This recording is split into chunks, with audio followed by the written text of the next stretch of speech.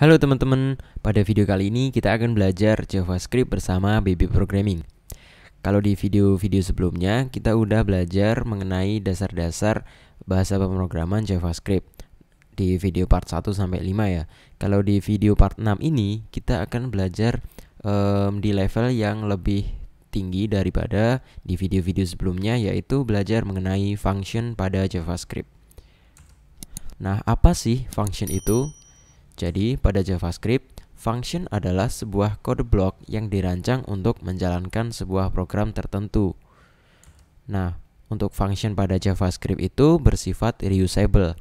Maksudnya reusable adalah sebuah function yang didefinisikan sekali dapat digunakan berulang-ulang dengan argumen yang berbeda untuk menghasilkan hasil yang berbeda sesuai yang diharapkan. Jadi, untuk menggunakan function nantinya, kita hanya perlu mendefinisikan sekali, kemudian function itu dapat digunakan berulang-ulang kali dengan argumen yang berbeda. Tadi kenapa di sini dijelaskan function adalah sebuah kode blok yang dirancang untuk menjalankan program tertentu.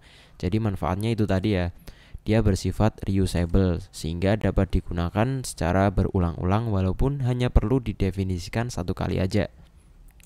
Nah, kemudian untuk pendefinisian dan pemanggilan function itu sendiri dijelaskan pada di sini ada sebuah gambar, ada dua buah gambar ya, yaitu untuk pendefinisian dan juga pemanggilan.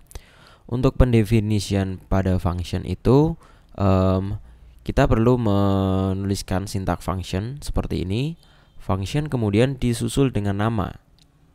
Setelah nama, kemudian diketikkan sebuah tanda kurung buka. Dan di dalamnya ada sebuah parameter 1, parameter 2, hingga parameter ke n. Maksud dari parameter n ini adalah hingga parameter yang dibutuhkan. Selain pada contoh ini, kita dapat menuliskan function tanpa menggunakan parameter. Jadi untuk parameter ini opsional ya. Kemudian disusul dengan kurung tutup. Kemudian kita buka sebuah scope dengan kurung kurawal. Nah, di dalam scope-nya ini kita akan menuliskan kode yang akan dijalankan. Jadi misalkan kita ingin membuat sebuah kode yang kompleks, kita dapat mendefinisikan sebuah function, kemudian kode yang udah kita masukkan di dalam function nantinya kita dapat menggunakan secara berulang-ulang. Nah, untuk penggunaan functionnya itu gimana? Jadi di sini ada cara pemanggilan function di bawahnya ya. Caranya adalah hanya memanggil sebuah namanya aja.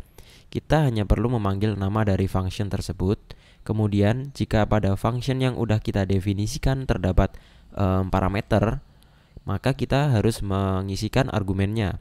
Jadi kalau di pendefinisian itu namanya adalah parameter ya. Parameter 1, parameter 2. Untuk parameter itu sendiri dia adalah sebuah variabel sebenarnya. Dia sebuah variabel, kemudian penamaan dari parameter tersebut itu bebas. Kemudian untuk pemanggilannya kita memanggil sebuah nama function tersebut yang udah kita definisikan. Kemudian kita masukkan argumen-argumen sesuai dengan parameternya ya. Kalau misal kita mendefinisikan function tanpa menggunakan parameter, ya udah kita hanya perlu menuliskan nama, kemudian kurung buka dan kurung tutup dan semikolon. Udah gitu aja. Nah, mungkin kalian di sini masih bingung ya. Gimana sih cara mendefinisikan function? Kemudian gimana cara memanggilnya? Terus kegunaannya buat apa? Oke, kita langsung aja coba di codingnya aja. Oke, di sini saya udah buka Visual Studio Code saya. Dan di sini sesuai di video-video sebelumnya ya, sama kita pakai project folder bernama belajar JavaScript. Nah, kita ternyata udah bikin banyak banget materi mengenai JavaScript ya. Ini materi-materi dasar semua. Oke, langsung aja kita bikin sebuah file baru bernama function.js seperti ini. Kita udah bikin function.js.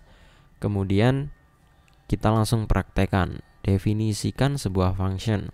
Nah, di sini kita akan mendefinisikan sebuah function yang tanpa menggunakan parameter terlebih dahulu ya. Caranya adalah seperti yang udah saya jelasin tadi. Di sini kita perlu menuliskan sintak function. function, kemudian nama function. Misalkan di sini saya menggunakan nama function name. Ini aja, name, kemudian kurung buka, kurung tutup, kemudian curly brace, kita enter. Nah, di dalam scope-nya sini kita akan menuliskan kode yang akan kita gunakan. Misal nih, kita menggunakan kode memasukkan variabel di sini. Var, pakai let aja ya. Let nama sama dengan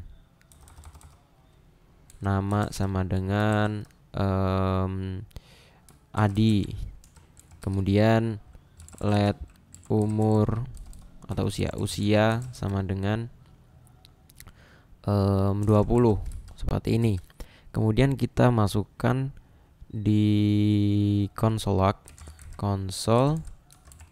log nama saya adalah nama, kita panggil variabelnya, kemudian kita tambahkan dan umur saya, dan saya berusia ditambah ini dikasih space ya, kasih space, kemudian ditambah kita panggil variabel usia seperti ini. Nah, kemudian kita buka terminal, kita coba jalankan programnya, node spasi nama file function.js. Nah, kita udah jalankan programnya di terminal, ternyata tidak terjadi apa-apa. Karena apa? Di sini kita belum memanggil function yang udah kita definisikan. Jadi cara panggilnya adalah kita tuliskan aja nama functionnya, name ya. Nah, name, kemudian gini. Ini apa nih? Name is depreciated. Oh, kita ubah aja deh nama. Sebenarnya nggak apa-apa sih kita pakai name, sama aja. Cuman ini text editornya ya, nama gini. Oke, kita jalankan ulang. Nah, keluarkan apa yang kita tuliskan di console log. Pada dalam function ini keluar nama saya adalah Adi dan saya berusia 20. Nah, misal kita pakai sebuah function yang sebelumnya ini dulu. Kita coba memanggil function lebih dari satu. Tadi kan udah dijelasin bahwa function itu sifatnya reusable, jadi dia dapat digunakan secara berulang-ulang ya. Kita panggil lagi nama. Nah, dia keluarnya 2 kali. Nama saya adalah Adi dan saya berusia 20.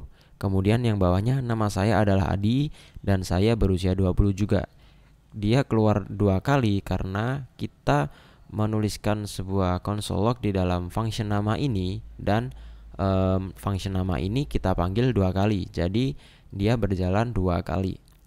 Oke, kemudian kita coba untuk memasukkan sebuah parameter di dalam function. Tuliskan aja, misalkan di sini kita tulis name, kemudian age. Kita pakai bahasa Inggris saja ya, variabel yang di dalam parameternya. Kemudian untuk di variabel let ini kita bisa tuliskan name di sini. Kemudian kita masukkan age di sini. Nah, kemudian pada variabel nama ini pada function pemanggilan function nama ini kita masukkan nama. Nama yang pertama namanya adalah argumen yang pertama kita isikan misalkan tadi ya Adi. Kemudian usianya adalah 20 tahun. Kemudian untuk pemanggilan function yang kedua kita kasih nama Budi. Kemudian usianya 21 tahun. Kita jalankan programnya. Nah, keluar seperti ini. Nama saya adalah Adi dan saya berusia 20.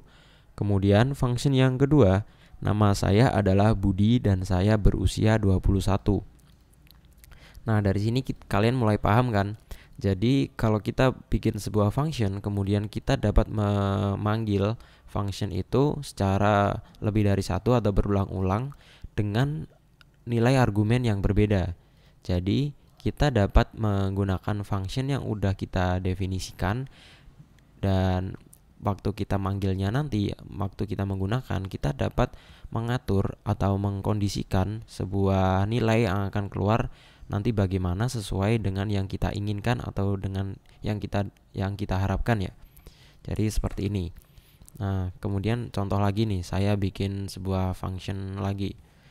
Function misalkan volume. Di sini kita perlu panjang, kemudian lebar, kemudian tinggi. Kita kasih parameter panjang, lebar, sama tinggi. Nah, di sini kemudian kita bikin sebuah variabel volume. Vol gini aja ya. Vol sama kita definisikan variabelnya dulu. Misal let vol sama dengan panjang kali lebar kali tinggi. Nah, seperti ini. Jadi kalau yang di function pertama tadi, kita memasukkan parameternya ke dalam sebuah variabel ya, satu-satu gini, name ke nama, kemudian untuk parameter age kita masukkan ke variabel usia, kemudian baru kita masukkan ke console log. Nah, kalau di sini kita langsung masukkan 3 parameter ini ke dalam sebuah variabel vol, kemudian langsung kita lakukan operasi perkalian di sini. Kemudian kita tuliskan pada console log, kita masukkan di console log. Misalkan ini luas dari volume dari sebuah balok. Volume balok sama dengan, terus kita di sini panggil variabel vol. Nah, di sini kemudian di bawahnya kita panggil function volume. Kita kasih argumen panjang misalkan 5. Terus lebarnya adalah 4, tingginya adalah 6. Kita jalankan programnya. Nah, volume balok adalah 120, yaitu hasil dari perkalian 5 kali 4 kali tingginya adalah 6. Hasilnya adalah 120. Kemudian saya kasih contoh lagi ya. Contoh untuk function misal apa ya? Misal gini. Pakai yang volume ini aja dulu. Pakai yang volume. Kemudian di sini misalkan kita pisah nih. Misal kita pisah. Kita panjang ya. Panjang gini, punch. Kita singkat let punch sama dengan panjang. Kemudian let lebar, lap gini aja, sama dengan lebar. Kemudian let tinggi sama dengan tinggi. Kemudian di bawahnya kita pakai variabel volume. Let vol sama dengan punch kali lap kali ting. Nah, kalau tadi kita menampilkan hasil dari sebuah function melalui console log. Nah, sekarang kita akan menggunakan sebuah return. Nah, jadi return itu apa? Return adalah cara untuk menentukan hasil dari function yang udah kita buat. Jadi gini, return vol. Kalau kita tulis return kemudian kita panggil variabel vol di dalam returnnya, maka hasil dari function function volume ini jika kita memanggilnya nanti yang keluar adalah hasil dari variabel vol ini. Kalau misal yang kita panggil adalah ting ya di sini, yaitu tinggi. Nah, di sini yang keluar dari hasil dari function volume ini adalah si variabel ting ini, bukan vol. Padahal kita kan udah di sini kita udah melakukan perhitungan panjang kali lebar kali tinggi dan dimasukkan ke dalam variabel vol ya. Nah, tapi kalau kita menggunakan return, kemudian yang kita panggil pada returnnya adalah thing, maka yang dihasilkan pada function ini adalah ya thing-nya ini. Jadi misal gini, kita console log ya, console log, kemudian kita panggil functionnya volume dengan parameter misalkan 4 kali lebarnya adalah 6, kemudian tingginya adalah 5. Nah, kemudian kita jalanin programnya. Nah, yang di sini yang keluar adalah 5. Kenapa? Karena di sini parameter tinggi kita isi dengan argumen 5. Kita isi dengan argumen nilainya 5, kemudian si tinggi ini dimasukkan ke variabel thing dan variabel thing ini dimasukkan ke dalam return. Jadi yang keluar adalah nilai dari returnnya. Misalkan yang return ini kita ganti vol. Jadi gini ya. Kemudian kita panggil ulang, kita jalankan lagi programnya. Nah, maka yang keluar adalah 120, yaitu kalkulasi dari panjang kali lebar kali tinggi yang udah dimasukkan ke variabel vol. Kemudian variabel vol ini dimasukkan ke returnnya, dipanggil ke return. Jadi return value atau nilai yang dihasilkan dari si function volume ini adalah vol. Jadi seperti itu.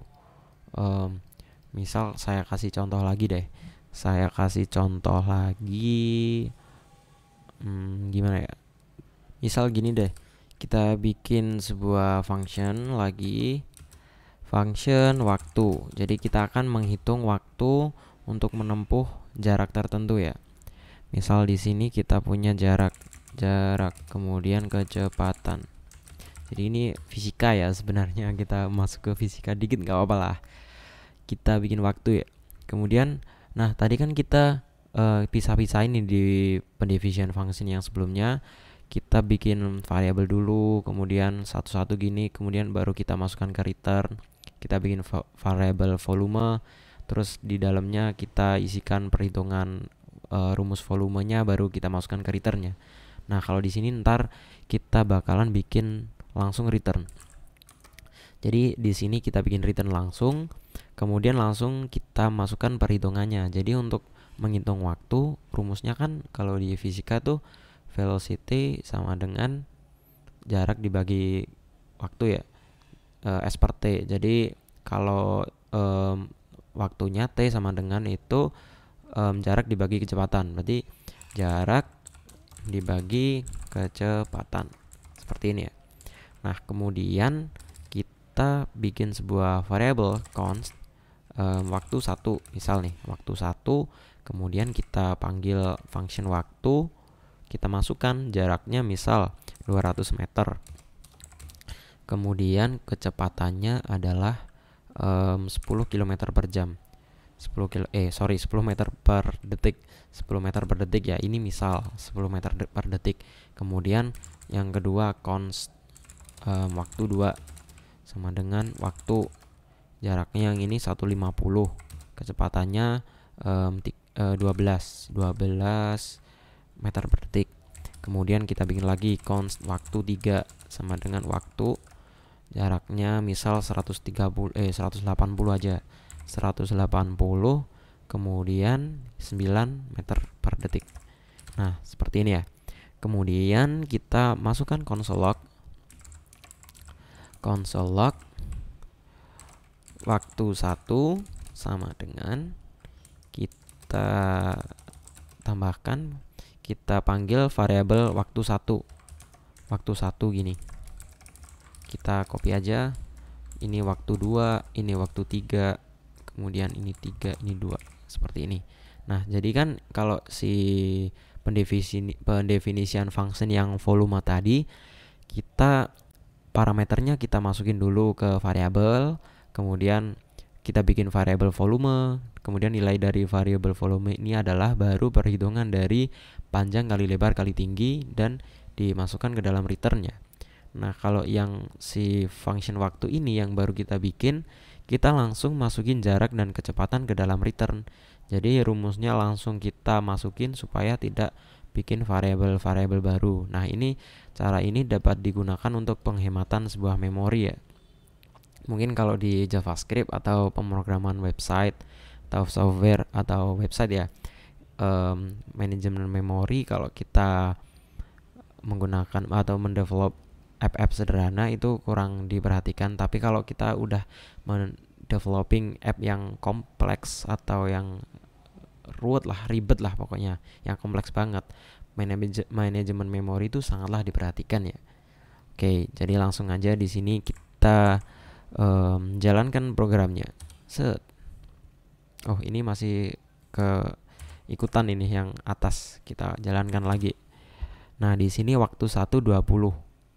Kita cek apakah benar 100 jaraknya adalah 200 ya. Jaraknya 200, kemudian kecepatannya 10. Jarak dibagi kecepatan 200 dibagi 10, hasilnya adalah 20. Benar. Kemudian untuk yang bawahnya ini 150 dibagi 12, hasilnya berapa? 12,5 ya. Benar. Kemudian yang yang ketiga ini jaraknya adalah 180, kemudian kecepatannya adalah 9, maka 180 dibagi 9 adalah 20. Benar. Jadi waktu yang pertama 20 detik, kemudian waktu kedua 12,5 detik, kemudian waktu yang ketiga juga 20 detik. Oke, jadi itu tadi cara pendefinisian function dan juga pemanggilan function. Jadi dengan praktek di coding ini kalian punya gambaran lah function itu gunanya untuk apa sih. Ntar saya bikin function pada pada project saya pada saat apa, digunakan untuk apa, ntar kalian bisa memahami dari video ini ya. Oke, sekian video materi tentang function kali ini. Like jika kalian suka video ini, dan jangan lupa share ke teman-teman kalian juga supaya kalian dan teman-teman kalian ikutan belajar JavaScript bareng-bareng ya. Oke, dan jangan lupa subscribe ke channel ini. Oke, see you in the next video.